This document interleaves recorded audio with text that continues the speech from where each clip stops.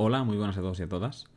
Lo que veremos en este vídeo es una transición de la ética hacia la política. Una transición de lo que hemos estado haciendo hasta ahora, en la mayoría de los vídeos, que es tratar sobre qué nos dice la ley moral y sobre cómo es esta ley moral, para ir a parar a los quehaceres públicos, a el hecho de hacer política, ¿no? Y veremos, primero de todo, por qué es un deber hacer política y por qué todos deberíamos hacer política. Y segundo, cómo podríamos definir esta política, porque no es tan fácil definir qué es esto de hacer política y cómo se hace la política. Con un poco de suerte y esfuerzo por mi parte, evidentemente, este vídeo servirá como introducción a lo que es la política y como introducción a una serie de vídeos que haremos en este canal sobre política y sobre cuestiones concretas de política, como puede ser, por ejemplo, la propiedad privada.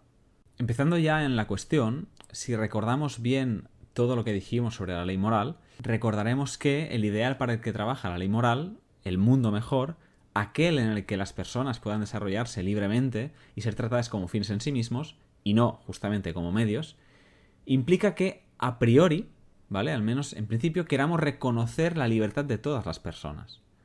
Yo no reconozco a una persona como un fin en sí mismo si no la reconozco al mismo tiempo como potencialmente libre. O como una persona que al final lo que tengo que hacer es ayudar a que sea más autónoma o respetar su autonomía.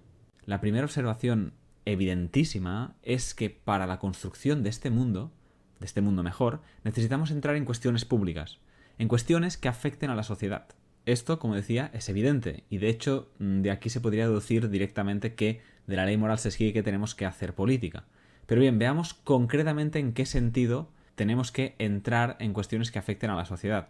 Primero de todo, el reconocimiento de las otras conciencias, el reconocimiento de las otras personas, solo es posible si se respetan las acciones necesarias para su subsistencia.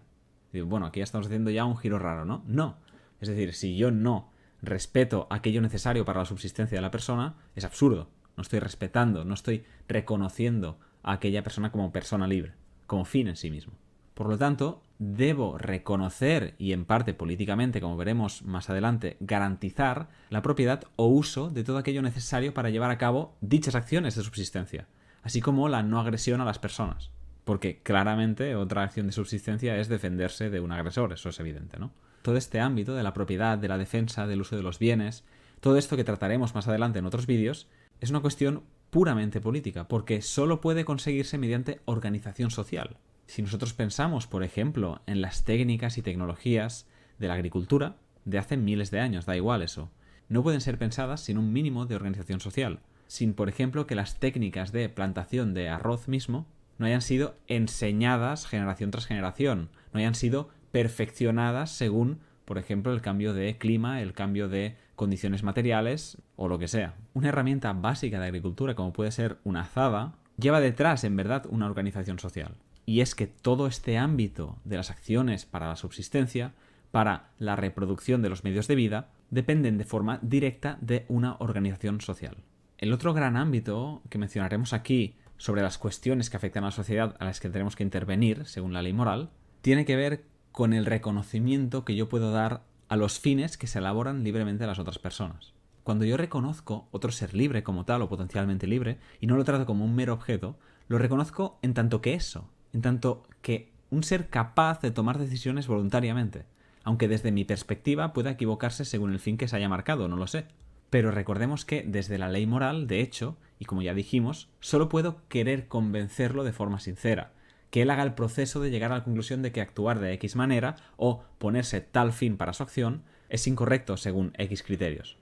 Pero jamás puedo forzarlo, porque si lo fuerzo, según la ley moral, no tiene sentido. Está actuando a la fuerza y no voluntariamente, por tanto no está actuando moralmente.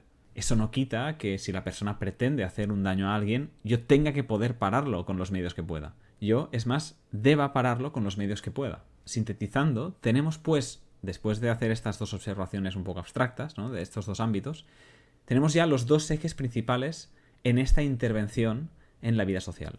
El primero de ellos, el reconocimiento de todos aquellos fines que la persona pueda querer esbozarse sin incurrir en alguna violación directa hacia la integridad de otra persona. Pues, evidentemente, en ese caso debería intervenir yo o quien sea, o la sociedad, o la institución que sea, para que eso no sucediera. Y por otro lado, que es lo que hemos mencionado al principio, el reconocimiento de las acciones necesarias o bienes necesarios para su subsistencia y para la formación y desarrollo de la persona, para que pueda tomar decisiones más autónomas, justamente, así como desarrollar su identidad y su lugar en el mundo. Con esta separación analítica de estos elementos deducidos de la ley moral, podemos ya llegar a una definición clara de la política. Podríamos definir la política como la práctica, ¿de acuerdo? Práctica social, que consiste en deliberar y decidir colectivamente sobre todo aquello que afecte al desarrollo y formación de las personas de dicho colectivo. Con esta definición incluimos todo lo que hemos dicho, que habría que desarrollarlo, ¿no? Pero en verdad está implícito en esta definición.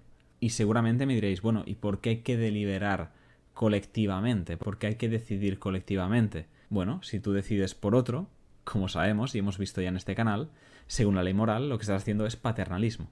El hecho de que la deliberación sea colectiva, sea realmente colectiva, implica un reconocimiento de las otras personas. Sin este reconocimiento no se puede dar la política en este sentido. Una política que tenga su sentido último en la ley moral. Aunque, como veremos en unos minutos, esto no quiere decir, aunque partamos esta definición, que no se pueda hacer política por interés. Y hacer política en este sentido, de deliberar colectivamente. Ya lo veremos. Volviendo al tema, y dicho inversamente, el no reconocimiento de la otra persona como ser potencialmente racional es considerar que su participación en las decisiones comunitarias no es igualmente valorable, porque considero que no tiene las capacidades, ¿no?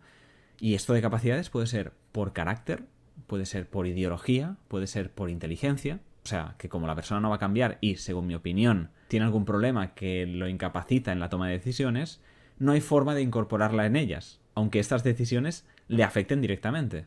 Y claro, no sé si lo habéis ya pensado vosotros, pero rechazar el principio de cambio de una persona, el principio de perfectibilidad, es negarle el hecho de desarrollarse como humano. Es negar, en definitiva, la ley moral. Me gustaría matizar aquí que creer que las personas más inteligentes son las que tienen que tener más palabra o las únicas que tienen que tener palabra en las decisiones colectivas es, sinceramente, una muestra de ignorancia, ¿no? Y que seguramente será una persona que no ha estado nunca en una deliberación colectiva.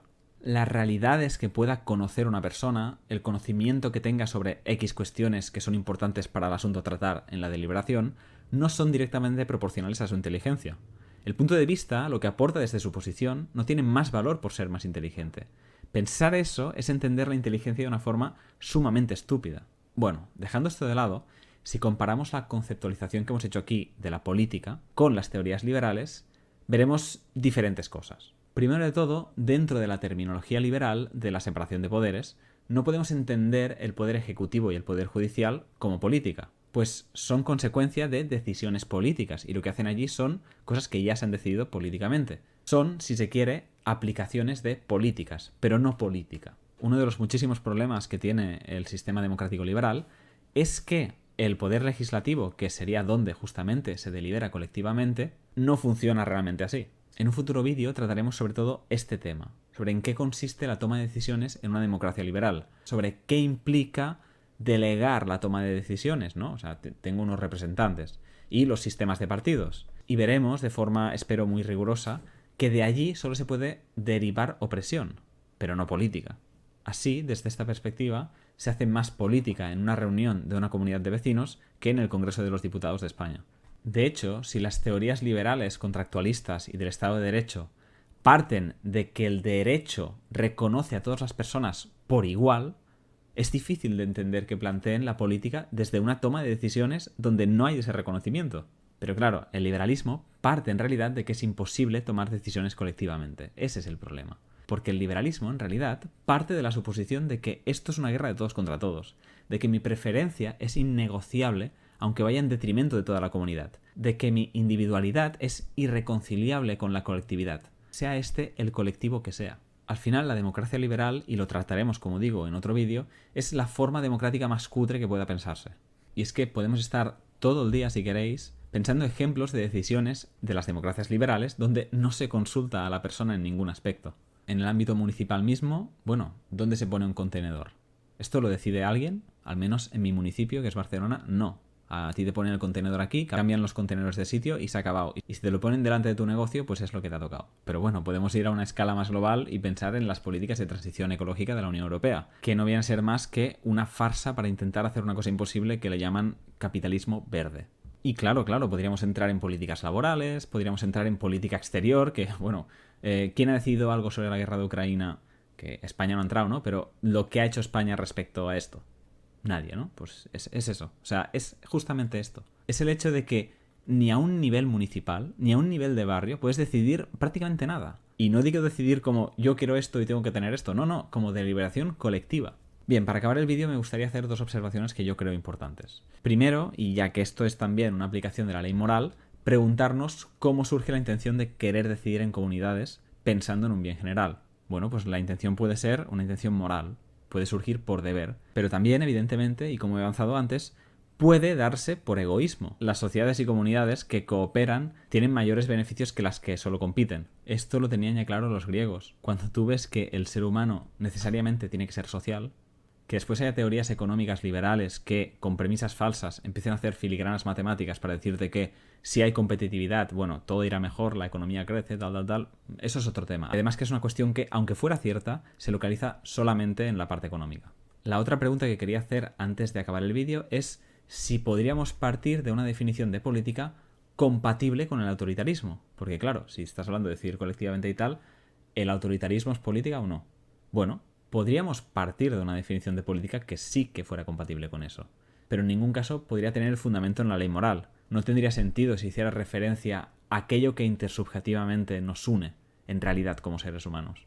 En cambio, desde el eudaimonismo, desde el hecho de pensar que el fin de la vida es la felicidad, podríamos pensar efectivamente la política como toda aquella actividad humana que afecta al colectivo. Desde aquí sí, desde aquí una invasión es política, una dictadura es política, el uso de tecnología de espionaje a población civil es política, las devoluciones en caliente que hace España es política. Nosotros más bien llamaremos a esto opresión y dominación.